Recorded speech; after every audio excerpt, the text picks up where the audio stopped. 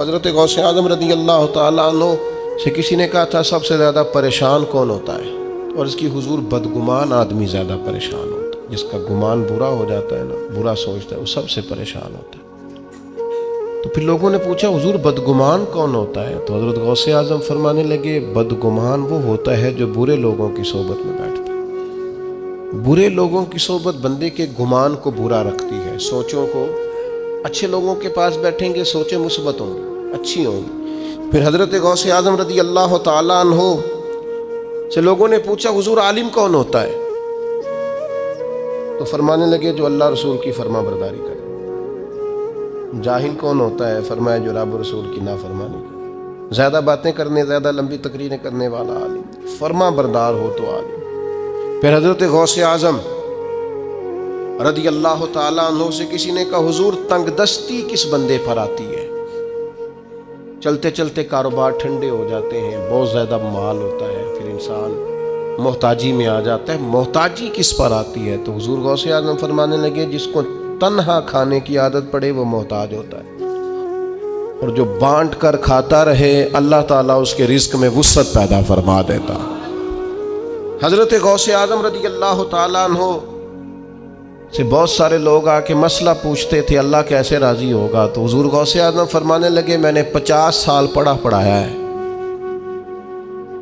سب سے جلدی رب تب راضی ہوتا ہے جب کسی بھوکے کو کھانا کھلایا جائے، اللہ فٹافٹ جلدی راضی ہو جاتا ہے۔ پھر حضرت غوث اعظم رضی اللہ تعالیٰ عنہ سے کہا حضور برباد کون ہوتا ہے؟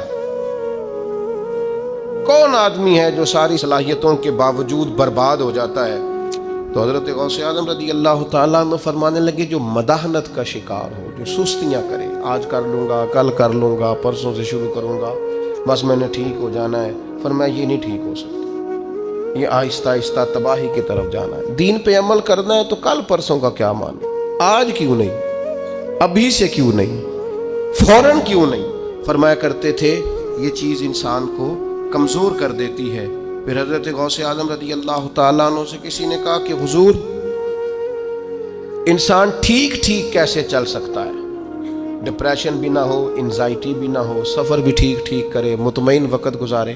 یہ میں اپنے لفظوں میں کہہ رہا ہوں آج کی بیماریوں کا جو لوگوں پر غلبہ ہے۔ حضور کوئی پریشانی نہ ہو، بندہ صحیح چلے، کیا کیسے ہو سکتا ہے؟ تو غوث اعظم فرمانے لگے دو سواریاں ہیں کبھی چھوڑے نہ، ایک صبر کی سواری، ایک شکر کی سواری۔ ان پر سفر کرے گا تو کبھی پریشان، نعمت ملنے پر شکر نہ بھولے، اور اگر اللہ کی طرف سے کوئی آزمائش آئے تو پھر صبر کا مظاہرہ کرے، یہ کام کرے گا تو اللہ تبارک و تعالیٰ اسے سکون عطا کرے گا۔ حضرت غوث اعظم رضی اللہ تعالیٰ عنہ سے ایک شخص نے پوچھا تھا حضور میں چاہتا ہوں اللہ تعالیٰ میرے دل کو قرار عطا کرے۔ اور بڑی کمال بات ہے، کئی چیزیں پہلے بھی پڑھی تھیں لیکن یہ میں نے پہلی دفعہ پڑھا الفتح الربانی سے۔ حضور کون سی چیز ہے جو دل کو پورا سکون دے؟ حضرت غوث اعظم فرمانے لگے اپنے ذاتی دشمنوں کے لیے ہدایت کی دعا مانگا کر، اللہ تیرے دل کو سکون عطا فرمائے گا۔